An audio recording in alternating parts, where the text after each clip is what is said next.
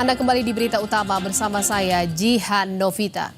Saudara, istilah ipar adalah maut tampaknya bukan sekedar judul film belaka.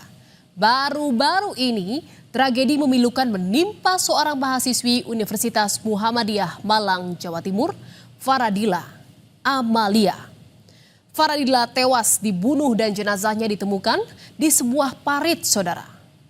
Tragisnya, pelaku dari pembunuhan ini adalah seorang polisi anggota Polres Probolinggo yang tak lain adalah kakak ipar korban.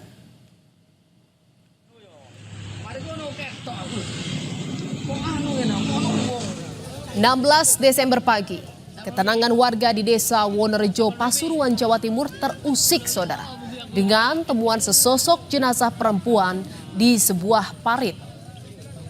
Jenazah pertama kali ditemukan seorang warga yang sedang dalam perjalanan memanen jagung di sekitar lokasi. Awalnya, warga mengira korban pingsan karena terjatuh ke parit. Tapi setelah didekati, ternyata korban sudah tidak bernyawa. Saya yang nemuin, ya, saya kesini ngampirin. Terus saya kok ada helmnya, kata Jaya itu. Kita lihat bareng. Baru sampai lapor polisi gitu Pak ya. Korban teridentifikasi sebagai seorang mahasiswi semester 2 di Universitas Muhammadiyah Malang bernama Faradila Amalia. Dari otopsi jenazah korban, terungkap jika kematian korban ini tak wajar, saudara. Lantaran ditemukan sejumlah luka akibat penganiayaan di tubuh korban. Yang membuat kasus ini kian janggal adalah kondisi helm yang digunakan korban dalam kondisi bersih, tapi ternyata rambut dan wajah korban dipenuhi lumpur. Diduga jenazah korban sengaja ditinggalkan di parit untuk menghilangkan jejak. Saudara, kematian Faradila menjadi pukulan berat bagi keluarga. Hilang sudah si bungsu yang dikenal hangat di tengah keluarga. Di mata keluarga, Faradila dikenal sebagai sosok yang penurut dan pendiam. Ia jarang keluar rumah kecuali ada keperluan untuk membeli sesuatu. Meski pendiam, saudara, namun Faradila dipercaya keluarga untuk memegang posisi penting sebagai bendahara yang bertanggung jawab mengelola keuangan bisnis sembako milik keluarga besar di Probolinggo.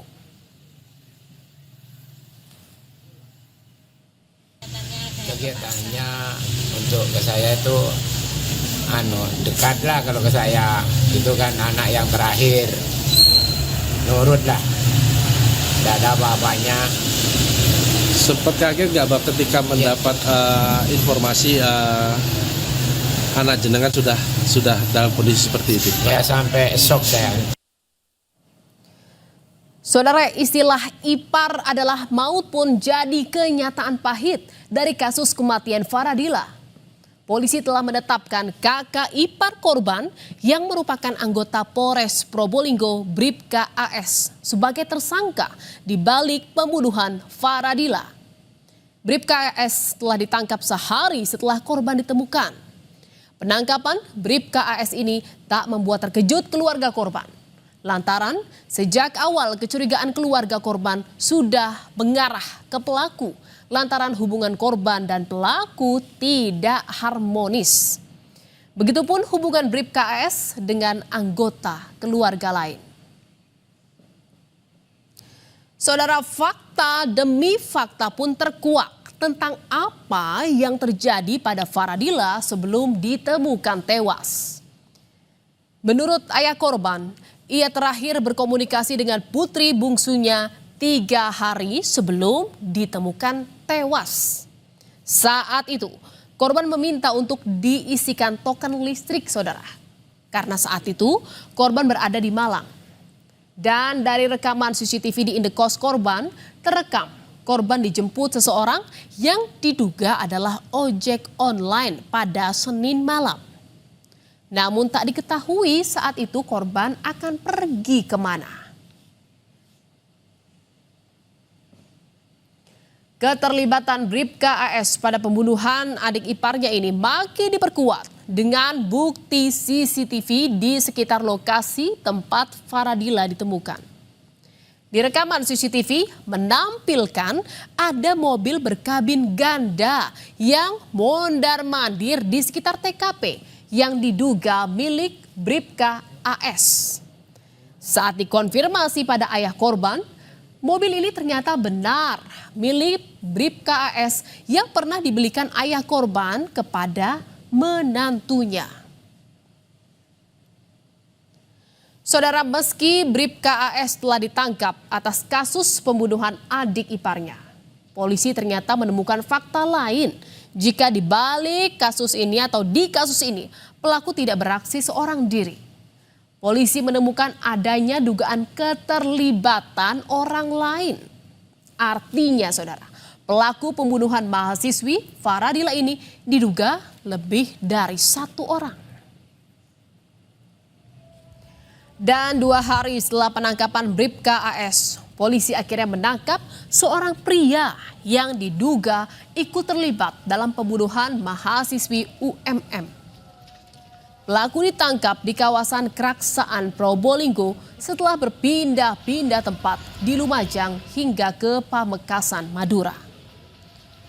Pelaku merupakan teman masa kecil dari tersangka utama Bribka AS. Ia diduga kuat turut serta merencanakan pembunuhan hingga membuang jenazah korban.